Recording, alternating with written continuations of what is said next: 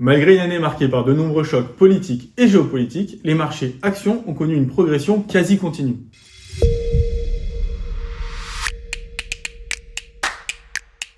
À fin octobre, les actions internationales enregistrent une progression de 20%, tirée principalement par les États-Unis. En effet, le S&P 500, l'indice des principales capitalisations boursières américaines, progresse de 24% et enregistre ainsi sa troisième meilleure performance boursière depuis 1995. Ces performances s'expliquent principalement par la bonne tenue de l'économie américaine qui ne cesse de surprendre par sa résilience. Le marché de l'emploi reste robuste, le consommateur continue de bénéficier de gains de pouvoir d'achat et la désinflation va permettre à la Fed de poursuivre son desserrement monétaire. En revanche, la situation est toujours morose en Europe où les deux poids lourds que sont l'Allemagne et la France affichent une croissance et des perspectives peu réjouissantes.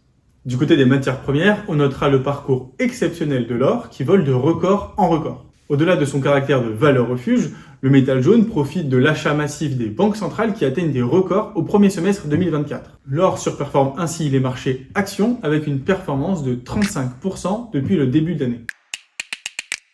La star du mois, c'est Xi Jinping et le plan de relance chinois. Fin septembre, la Banque populaire de Chine a annoncé une série de mesures visant à stimuler le crédit et soutenir l'activité immobilière dans le but de raviver la confiance et relancer la consommation des ménages chinois. Cette annonce a ensuite été complétée par un engagement ferme du Politburo à prendre des mesures budgétaires fortes. D'autres mesures devraient suivre, probablement après les élections américaines. Le gouvernement chinois espère ainsi relancer la croissance et atteindre sa cible de 5% de croissance du PIB pour 2024. Les investisseurs ont très largement salué la nouvelle. L'indice CSI 300 a dans un premier temps progressé de 35% dans les jours qui ont suivi l'annonce avant de subir quelques prises de bénéfices par la suite.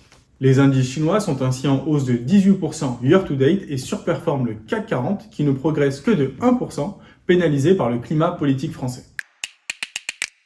Depuis le début d'année, la progression des indices provient essentiellement d'une poignée de valeurs qui surperforment et deviennent de plus en plus grosses au sein des indices. C'est ce qu'on appelle la concentration. L'une des manières de mesurer la concentration est d'observer le poids d'un groupe de valeurs au sein d'un indice, par exemple le top 10, et de suivre son évolution dans le temps. Prenons par exemple le S&P 500, pour lequel le top 10 représente près de 36% de l'indice, un record historique. Si cette concentration atteint un niveau historique aujourd'hui, elle ne nous semble pas pour autant préoccupante. En effet, cette concentration s'explique naturellement par la surperformance économique exceptionnelle de quelques valeurs à très forte croissance. Cette surperformance économique se traduit alors par une surperformance financière qui vient augmenter le poids de ces valeurs dans les indices. Ce contexte de forte concentration offre un terrain de jeu particulièrement exigeant pour les gérants actifs. Par ailleurs, même si l'alpha existe, il est historiquement difficile à capturer sur les classes actives efficientes telles que les actions large cap internationales. Sur les classes actives efficientes, face à un alpha rare, fugace et limité,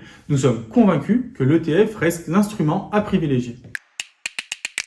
Ces dernières semaines, les analystes ont ajusté leurs prévisions de croissance bénéficiaire à la baisse en Europe et aux États-Unis, si bien que nous abordons cette saison de publication de résultats avec des attentes modérées, ce qui laisse de la place à d'éventuelles surprises positives. Je vous remercie pour votre écoute et à bientôt.